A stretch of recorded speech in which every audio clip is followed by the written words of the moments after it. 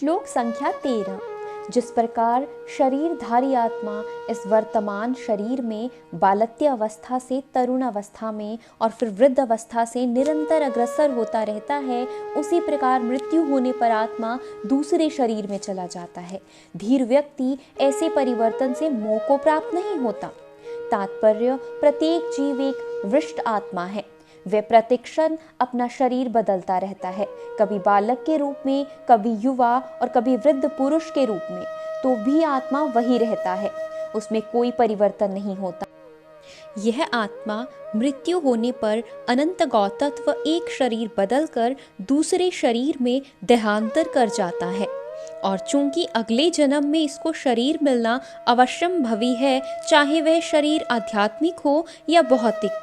अंतः अर्जुन के लिए ना तो भीष्म ना ही द्रोण के लिए शोक करने का कोई कारण था, अपितु उसे प्रसन्न होना चाहिए था कि वे अपने पुराने शरीरों को बदलकर नए शरीर ग्रहण करेंगे और इस तरह वे नई शक्ति प्राप्त करेंगे।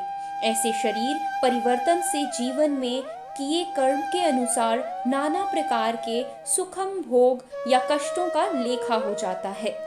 चूंकि भीष्म व द्रोण साधु पुरुष थे, इसीलिए अगले जन्म में उन्हें आध्यात्मिक शरीर प्राप्त होंगे, नहीं तो कम से कम उन्हें स्वर्ग में भोग करने के अनुरूप शरीर तो प्राप्त होंगे ही।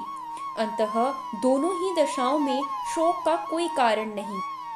जिस मनुष्य को आत्मा, परमात्मा और भौतिक और आध्यात्मिक प्रकृति का पूर्ण ज्ञान होता है, वह धीर कहलाता है। ऐसा मनुष्य कभी भी शरीर परिवर्तन द्वारा ठगा नहीं जाता। आत्मा के एकात्मकवाद या मायावादी सिद्धांत मान्य नहीं हो सकता, क्योंकि आत्मा के इस विखंडन से परमेश्वर विखंडनीय या परिवर्तनशील हो जाएगा, जो परमात्मा के अपरिवर्तनीय होने के सिद्धांत के विरुद्ध होगा। गीता में पुष्टि हुई है कि परमात्मा के खंडों का शाश्वत सनातन अस्तित्व है, जिसे क्षर कहा जाता है, अर्थात उनमें भौतिक प्रकृति में गिरने की प्रवृत्ति होती है। ये विभिन्न अंश नित्य भिन्न रहते हैं, यहाँ तक कि मुक्ति के बाद भी आत्मा जैसे कि तैसे भिन्न अंश बना रहता है, किंतु एक बार मुक्त होने पर वे श्री भगवान के साथ सच्चिदानंद रूप में रहता है। परमात्मा पर प्रतिबिंबाद का सिद्धांत व्यवहृत किया जा सकता है, जो प्रत्येक शरीर में विद्यमान रहता है। यह विशिष्ट जीव भी भिन्न होते हैं। जब आकाश का प्रतिबिंब जल में पड़ता है, तो प्रतिबिंब में सूर्य, चंद्र तथा तारे सभी कुछ रहते हैं। तारों की तुलना जीवों से और सूर्य या चंद्र की परमेश्वर से की जा सकती है।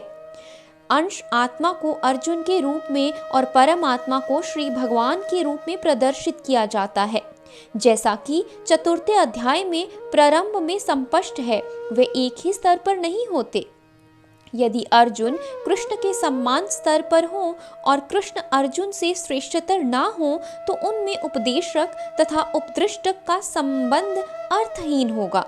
यदि ये दोनों माया द्वारा मोहित होते हैं, तो एक को उपदेशक और दूसरे को उपदृष्टक होने की कोई आवश्यकता नहीं। ऐसा उपदेश व्यर्थ होगा, क्योंकि माया के चुंगल में रहकर कोई भी प्रामाणिक उपदेशक नहीं बन सकता। ऐसी परिस्थितियों में यह मान लिया जाता है कि भगवान कृष्ण परमेश्वर हैं, जो पद में माया द्वारा विस्मृत अर्जुन रूपी जीव से श्रेष्ठ हैं। हरे कृष्णा।